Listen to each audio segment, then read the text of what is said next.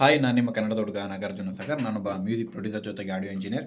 ಈ ದಿನ ನಾನು ಒಂದು ಸ್ಟುಡಿಯೋದಲ್ಲಿದ್ದೆ. ಆ ಸ್ಟುಡಿಯೋನ ನಿಮಗೆ ತೋರಿಸೋಣ ಅಂತ ಅಂದ್ಕೊಂಡೆ. ಏನಕ್ಕೆ ಅಂತಂದರೆ, ಇಲ್ಲಿ ನಾನು 2 ಎಕ್ವಿಪ್ಮೆಂಟ್ನ ನೋಡಿದೆ. ಒಂದು ಮೈಕ್, ಇನ್ನೊಂದು ಆಡಿಯೋ ಇಂಟರ್ಫೇಸ್. ಈ ರೀತಿಯ ಒಂದು ಮೈಕ್ಗಳನ್ನು ನಾರ್ಮಲಾಗಿ ಬೆಂಗಳೂರಿನಲ್ಲಿ ಸೆಲೆಕ್ಟ್ ಮಾಡ್ಕೊಳ್ಳೋದಿಲ್ಲ ಒಂದು ಸ್ಟುಡಿಯೋಗಂತ. ತುಂಬಾ ರೀಸನ್ಸ್ ಇರುತ್ತೆ. ಏನಕ್ಕೆ ಅಂತಂದರೆ, ಒಂದು ಸ್ಟುಡಿಯೋ ಇಂಜಿನಿಯರ್ಸ್ ಆಗಿರ್ಬೋದು ಅಥವಾ ಸ್ಟುಡಿಯೋ ಓನರ್ಸ್ಗಳು ಏನಿರ್ತಾರೆ ಅವರೆಲ್ಲ ತುಂಬಾ ಹಳೆ ತಲೆಗಳಾಗಿರ್ತವೆ. ಆ್ಯಂಡ್ ಹಿಂದೆ ಯೂಸ್ ಮಾಡ್ತಿದ್ದಂಥ ಟೆಕ್ನಾಲಜಿ ಏನಿರುತ್ತೆ ಆ ಒಂದು ಟೆಕ್ನಾಲಜಿಗೆ ಅಡಾಪ್ಟ್ ಆಗಿರ್ತಾರೆ. ಆ್ಯಂಡ್ ಒಂದು ಹೊಸ ಸ್ಟುಡಿಯೋ ಮಾಡಬೇಕು ಅಂತಂದರು ಯಾರಾದರೂ ಒಂದು ಇಂಜಿನಿಯರ್ಗಳನ್ನ ಕೇಳ್ತಾರೆ, ಯಾವ ರೀತಿ ಒಂದು ನಾವು ಸ್ಟುಡಿಯೋನ ಮಾಡ್ತಾ ಇದ್ದೀವಿ, ಯಾವ ಒಂದು ಮೈಕ್ ತೊಗೊಳ್ಬೇಕು, ಯಾವ ಒಂದು ಆಡಿಯೋ ಇಂಟರ್ಫೇಸ್ನ ತೊಗೊಳ್ಬೇಕು ಅಂತ. ಹಾಗಾಗಿ ಅವರು ತುಂಬ ಮುಂಚೆ ಯೂಸ್ ಮಾಡ್ತಿದ್ದಂಥ ಟೆಕ್ನಾಲಜಿ ಆಡಿಯೋ ಇಂಟರ್ಫೇಸ್ ಆಗಿರ್ಬೋದು ಅಥವಾ ಮೈಕ್ಗಳ ಬಗ್ಗೆ ಅವರಿಗೆ ಸಜೆಸ್ಟ್ ಮಾಡಿರ್ತಾರೆ. ಬಟ್ ಈ ಒಂದು ಸ್ಟುಡಿಯೋದಲ್ಲಿ ನಾನೊಂದು ಆಡಿಯೋ ಇಂಟರ್ಫೇಸ್ ಮತ್ತು ಮೈಕ್ನ ನೋಡಿದೆ. ಈ ಒಂದು ಸ್ಟುಡಿಯೋನ ನಿಮಗೆ ತೋರಿಸ್ಬೇಕು ಅಂತ ಅಂದ್ಕೊಂಡಿದ್ದೀನಿ. ನೋಡಿ, ಓಕೆ, ಇಲ್ಲಿಂದ ಶುರು ಮಾಡೋಣ. 2 ಸ್ಪೀಕರ್ ಇದೆ, MI HS5. ಸ್ವಲ್ಪ ಹೊರಗಡೆನೂ ನೋಡಿಬಿಡೋಣ.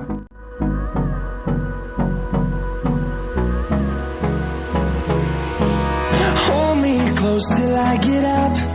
Time is barely on our side. MI HS5 ಇದೆ, ಸಿಸ್ಟಮ್ ಮ್ಯಾಕ್ ಹಾಕಿದ್ದಾರೆ.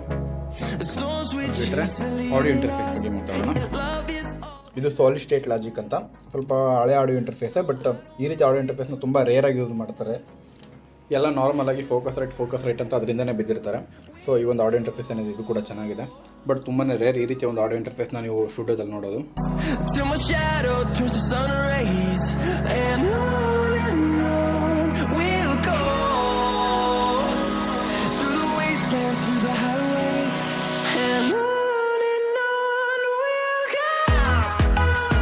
ಆ್ಯಂಡ್ ಇದರಿಂದ ಏನು ಅಂದರೆ PPC ಇದೆ. ಸೊ ಕೆಲವೊಂದಷ್ಟು ಅಕೋಸ್ಟಿಕ್ ಫೋನ್ಸ್ನ ಹಾಕೊಂಡಿದ್ದಾರೆ ಆ್ಯಂಡ್ ಡೆಕೋರೇಷನ್ ಅಷ್ಟೇ. ಸೊ ಬೂತಿಗೆ ಹೋಗೋಣ. ಇಲ್ಲಿ ಆರ್ಟಿಸ್ಟ್ ಕೂರ್ತಾರೆ, ಅಲ್ಲಿ TV ಕಾಣಿಸುತ್ತೆ, ಅದರಿಂದ ನೋಡಿಕೊಂಡು ಆ ಮಾನಿಟರಿಂದ ಇಲ್ಲಿ ಆರ್ಟಿಸ್ಟ್ ಇದ್ದವರು ಕೂತ್ಕೊಂಡು ನೋಡಿಕೊಂಡು ಡಬ್ ಮಾಡ್ತಾರೆ. ಇಲ್ಲಿ ನಾನು ಲ್ಯಾಪ್ಟಾಪ್ನ ಚಾರ್ಜ್ ಮಾಡಿದ್ದೀನಿ. ಮೈಕ್ ಬಗ್ಗೆ ಮಾತಾಡೋಣ. ಕಾಣಿಸ್ತದೆ ಅಂತ ಅಂದ್ಕೊಳ್ತೀನಿ. ಮೇಲೆ ಬರ್ದಿರೋ ನಂಬರ್ ನೋಡ್ಕೊಳ್ಳಿ. ಲೈಟಿಂಗ್ಸ್ ಅಲ್ಲಿ ಕಾಣಿಸ್ತಲ್ಲ, ಇದು ಲೆವಿಟ್ 440 ಪ್ಯೂರ್ ಅಂತ.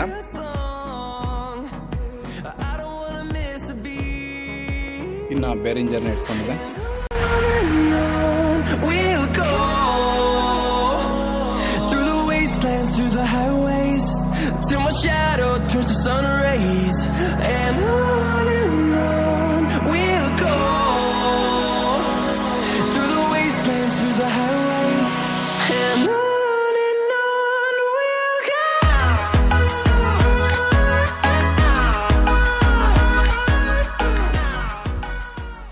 ಮೊದಲಿಗೆ ಈ ವಿಡಿಯೋನ ಏನಕ್ಕೆ ಮಾಡಿದ್ದೆ ಅದ್ರ ಬಗ್ಗೆ ಮಾತಾಡೋಣ. ಇದು ಯಾವುದೇ ರೀತಿ ಒಂದು ಸ್ಟುಡಿಯೋ ಟೂರ್ ಅಲ್ಲ. ಏನಕ್ಕೆ ಅಂತಂದರೆ, ನಾವು ಭಾಳಷ್ಟು ಒಂದು ಸ್ಟುಡಿಯೋಗಳಿಗೆ ಹೋಗ್ತಾ ಇರ್ತೀವಿ. ಬಟ್ ಇಲ್ಲಿನ ಒಂದು ಮೈಕ್ನ ಬಗ್ಗೆ ನಾನು ಮಾತಾಡಲಿಕ್ಕೋಸ್ಕರ ಈ ವಿಡಿಯೋನ ಮಾಡಿದ್ದು. ನಾರ್ಮಲಾಗಿ ಒಂದು ಸ್ಟುಡಿಯೋನ ಮಾಡುವಂಥ ಟೈಮಲ್ಲಿ ಗೊತ್ತಿರೋವಂಥ ಇಂಜಿನಿಯರ್ಗಳಾಗಿರ್ಬೋದು ಯಾರನ್ನಾರು ಒಂದು ಸ್ವಲ್ಪ ವಿಚಾರಿಸ್ತಾರೆ ಯಾವ ಒಂದು ಮೈಕ್ನ ತೊಗೊಳ್ಬೇಕು ಅಂತ. ನನ್ನನ್ನು ಯಾವಾಗಲೇ ಕೇಳಿದ್ರು ಸಹ ನಾನು ಲೆವಿಟ್ನ ಮೈಕ್ನ ತೊಗೊಳ್ಳಿ ಅಂತ ಹೇಳ್ತಿದ್ದೆ, ಅಥವಾ ಲೆವಿಟ್ ಕಂಪ್ನಿ ಯಾವುದೇ ಒಂದು ಸೀರೀಸ್ನ ಮೈಕ್ನ ತೊಗೊಳ್ಳಿ ಅಂತ ಹೇಳ್ತಿದ್ದೆ. ಬಟ್ ಅದಾದಮೇಲೆ ಒಂದು ಸ್ವಲ್ಪ ದಿನ ಆದಮೇಲೆ ಒಂದು ಸ್ಟುಡಿಯೋಗೆ ಹೋಗಿ ನೋಡೋದ್ರಲ್ಲಿ ನಾರ್ಮಲಾಗಿ AKG ಮೈಕ್ ಆಗಿರ್ಬೋದು, ಆಡಿಯೋ ಟೆಕ್ನಿಕಾದ ಒಂದು 80-20-20 ಅದು ಕೂಡ ಚೆನ್ನಾಗಿದೆ. ಆ್ಯಂಡ್ ಅದು ಬಿಟ್ಟರೆ ರೋಡ್ ತುಂಬಾ ಕಾಮನಾಗಿ ಸಿಗುತ್ತೆ ನಿಮಗೆ. ಅದು ಬಿಟ್ಟರೆ ಇನ್ನು ಡಿಫ್ರೆಂಟ್ ತಳಿಯ ಒಂದು ಮೈಕ್ಗಳು ಸಿಗುತ್ತೆ ನಿಮಗೆ. ಬಟ್ ಲೆವಿಟ್ ಮೈಕ್ನ ತುಂಬ ಜನ ತೊಗೊಳ್ತಾರಲ್ಲ, ನಾನು ಕೇಳ್ತಿದ್ದೆ ಏನಕ್ಕೆ ಅಂತ. ಅದಾದಮೇಲೆ ಅವ್ರು ಹೇಳ್ತಿದ್ರು, ನಾನು ಆ ಒಂದು ಇಂಜಿನಿಯರ್ನ ಕೇಳಿದೆ. ತುಂಬ ಹಳೆ ಇಂಜಿನಿಯರ್ಗಳು, ಅಂದರೆ ಒಂದು 30-40 ವರ್ಷದಿಂದ ಒಂದು 30-40 ವರ್ಷದ ಹಿಂದೆಯಿಂದನೂ ವರ್ಕ್ ಮಾಡ್ತಿರೋಂಥ ಇಂಜಿನಿಯರ್ಗಳನ್ನ ನಾನು ಕೇಳಿದೆ. ಅವರು ರೋಡ್ ಮೈಕ್ನ ತೊಗೊಳ್ಳಿ ಅಂತ ಹೇಳಿದ್ರು. ಅದಕ್ಕೋಸ್ಕರ ನಾನು ರೋಡ್ ಮೈಕ್ನ ತೊಗೊಂಡೆ ಅಂತ ಹೇಳ್ತಿರ್ತಿದ್ರು. ಈಗ ಮೇಯ್ನಾಗಿ ವಿಚಾರ ಏನು ಅಂತಂದರೆ, ಈ ಮೈಕ್ ಏನಿದೆ ಇದು ಚೆನ್ನಾಗೇ ಇದೆ. ಬಟ್ ಹೊಸ್ದಾಗಿ ಬಂದಿರುವಂಥ ಒಂದು ಕಂಪ್ನಿ ಆಗಿರೋದ್ರಿಂದ ಹೊಸದೇನೂ ಅಲ್ಲ, ಸ್ವಲ್ಪ ಹಳೇದೆ. ಬಟ್ ಇಲ್ಲಿನ ಒಂದು ಬೆಂಗಳೂರಿನ ಒಂದು ಸಿಸ್ಟಮಲ್ಲಿ ತುಂಬ ಇಂಜಿನಿಯರ್ಗಳಿಗೆ ಅಥವಾ ತುಂಬ ಒಂದು ಸ್ಟುಡಿಯೋ ಓನರ್ಸ್ಗಳಿಗೆ ಗೊತ್ತಿಲ್ಲದೆ ಇರೋ ಕಾರಣದಿಂದ ಈ ಒಂದು ಮೈಕ್ ಏನಿದೆ ಸ್ಪ್ರೆಡ್ ಆಗಿಲ್ಲ. ಆ್ಯಂಡ್ ಇದಲ್ಲದೆ ನಿಮಗೆ ನಾನು ಸ್ಟುಡಿಯೋನ ತೋರಿಸ್ತೆ ಅಂತ ಅಂದ್ಕೊಳ್ತೀನಿ. ಕೆಲವರು ಹೇಳ್ತಾ ಇರ್ತಾರೆ, ಅಂದರೆ ಈಗ ಆಲ್ರೆಡಿ ಸ್ಟುಡಿಯೋ ಮಾಡಿರೋರಾಗಿರ್ಬೋದು ಅವರೆಲ್ಲ ಹೇಳ್ಕೊಳ್ತಿರ್ತಾರೆ, ನಾನು ಈ ಒಂದು ಸ್ಟುಡಿಯೋಗೆ 10 ಲಕ್ಷ ಖರ್ಚು ಮಾಡಿದ್ದೀನಿ, 20 ಲಕ್ಷ ಖರ್ಚು ಮಾಡಿದ್ದೀನಿ, 6 ಲಕ್ಷ ಮಿನಿಮಮ್ ಆಗುತ್ತೆ ಹಾಗೆ ಹೀಗೆ ಅಂತ. ಅಷ್ಟೆಲ್ಲ ಆಗೋದಿಲ್ಲ. ನಾನು ನಿಮಗೆ ತೋರಿಸ್ತೆ ಅಂತ ಅಂದ್ಕೊಳ್ತೀನಿ. ನೀವು ಇಲ್ಲಿ ನೋಡ್ಬೋದು, ಇದು ನಾರ್ಮಲ್ ಗೋಡೆ. ಆ ಗೋಡೆ ಮೇಲ್ಗಡೆ ಒಂದು ಅಂದರೆ PPC ಹಾಕಿದ್ದಾರೆ ಅವರು. ಅದ್ರ ಮೇಲ್ಗಡೆ ಅಕೋಸ್ಟಿಕ್ ಪ್ಯಾನಲ್ಸ್ಗಳನ್ನ ಹಾಕೊಂಡಿದ್ದಾರೆ. ಆ್ಯಂಡ್ ಸ್ವಲ್ಪ ಡೆಕೋರೇಷನ್ ಮಾಡ್ಕೊಂಡಿದ್ದಾರೆ. AC ಕಂಪಲ್ಸರಿ ಅಂತೇನಲ್ಲ, ನಿಮಗೆ ಬೇಕಿದ್ರೆ ನೀವು ಹಾಕ್ಕೊಳ್ಬೋದು. ಈ ಸ್ಪೀಕರ್ ಕೂಡ ಅಗತ್ಯ ಇಲ್ಲ, ನಿಮಗೆ ಹೆಡ್ಫೋನಲ್ಲೇ ನೀವು ವರ್ಕ್ ಮಾಡೋದಿದ್ರೆ ಮಾಡ್ಬೋದು. ಆಡಿಯೋ ಇಂಟರ್ಫೇಸ್, ಈ ಒಂದು ಆಡಿಯೋ ಇಂಟರ್ಫೇಸ್ ಬೇಕು ಅಂತ ಏನಿಲ್ಲ. ಮ್ಯಾಕ್ ಯುನಿಕ್ಸ್ನ ಆಡಿಯೋ ಇಂಟರ್ಫೇಸ್ ಕೂಡ ಬರುತ್ತೆ. ಒಂದು 5000 ಒಳಗಡೆ ಸಿಗುತ್ತೆ ನಿಮ್ಗೆ ಬೇಕಿದ್ರೆ ಒಂದು ಸಿಂಗಲ್ ಇನ್ಪುಟ್. ಡಬಲ್ ಇನ್ಪುಟ್ ಬೇಕಂತಂದರೆ ನಿಮಗೆ 5,500 ಏನೋ ಆಗುತ್ತೆ ಅಂತ ಅಂದ್ಕೊಳ್ತೀನಿ. ಆ್ಯಂಡ್ ಇದಲ್ಲದೆ ಒಂದು ಸಿಸ್ಟಮ್, ನೀವೊಂದು ಒಳ್ಳೆ ಸಿಸ್ಟಮ್ ಮೇಲೆ ಮಾತ್ರ ಇನ್ವೆಸ್ಟ್ ಮಾಡಬೇಕಾಗುತ್ತೆ. ಆ್ಯಂಡ್ ಅದು ಬಿಟ್ಟರೆ ಒಂದು ಸಿಂಪಲ್ ಆಗಿರುವಂಥ ಒಂದು ರೆಕಾರ್ಡಿಂಗ್ ಬೂತ್ನ ಮಾಡ್ಕೊಳ್ಳಿ. ಇಲ್ಲಿ ಒಂದು ಮಾನಿಟರ್ ಇಡಬೇಕಾಗುತ್ತೆ. ಬಿಟ್ಟರೆ ಸೋಫಾನೇ ನೀವು ಇಡಬೇಕು ಅಂತ ಏನಿಲ್ಲ, ಒಂದು ಚೇರ್ ಹಾಕ್ಕೋಬೋದು. ಆ್ಯಂಡ್ ಮೈಕ್ ಲೆವಿಟ್ ಮೈಕ್ ಏನಿದೆ, ಈ ಒಂದು ಮೈಕ್ ಚೆನ್ನಾಗಿದೆ. ಇದು ಅರೌಂಡ್ 21,000ನಲ್ಲಿ ಬರುತ್ತೆ. ನೀವು ಈ ಒಂದು ಮೈಕ್ನ ತೊಗೊಂಡ್ರೆ ನಿಮಗೆ ಸಿಂಗಿಂಗ್ ಆಗಿರ್ಬೋದು ಅಥವಾ ಡಬ್ಬಿಂಗ್, ರೆಕಾರ್ಡಿಂಗ್ ಎಲ್ಲ ಕೂಡ ಆಗುತ್ತೆ. ಇನ್ಸ್ಟ್ರೂಮೆಂಟ್ ಕೂಡ ನೀವು ಇದರಲ್ಲಿ ರೆಕಾರ್ಡ್ ಮಾಡ್ಕೊಳ್ಬೋದು. ನನಗೆ ನಾರ್ಮಲಾಗಿ ಒಂದು ಸ್ಟುಡಿಯೋ ಮಾಡಲಿಕ್ಕೆ ಎಷ್ಟು ಖರ್ಚಾಗುತ್ತೆ, ಮೈಕಿಗೆ ಎಷ್ಟಾಗುತ್ತೆ, ಹಾಗೆ ಹೀಗೆ ಅಂತೆಲ್ಲ ಕೇಳ್ತಿರ್ತಾರೆ. ನೀವು ಬೇಕಿದ್ರೆ 1 ಲಕ್ಷದ ಮೈಕ್ ಕೂಡ ತಂದು ಹಾಕ್ಕೊಳ್ಬೋದು. ಆದರೆ ನಾನು ಹೇಳ್ತಾ ಇರೋದೇನು ಅಂತಂದರೆ, ಒಂದು ಕಡಿಮೆ ಬಜೆಟ್ನಲ್ಲೇ ಒಂದು ಸ್ಟುಡಿಯೋನ ಸೆಟಪ್ ಮಾಡ್ಕೊಳ್ಳಿ. ಮೇಯ್ನಾಗಿ ಒಂದು ಸ್ಟುಡಿಯೋ ಅಂದರೆ ಏನು ಅಂತಂದರೆ ಅಲ್ಲಿನ ಇಂಜಿನಿಯರ್, ಸಿಸ್ಟಮ್, ಅಷ್ಟೊಂದು ಎಕ್ವಿಪ್ಮೆಂಟ್ ಆಗಿರ್ಬೋದು, ಇವ್ಯಾವ ಅಷ್ಟೊಂದು ಮ್ಯಾಟರ್ ಆಗೋಲ್ಲ.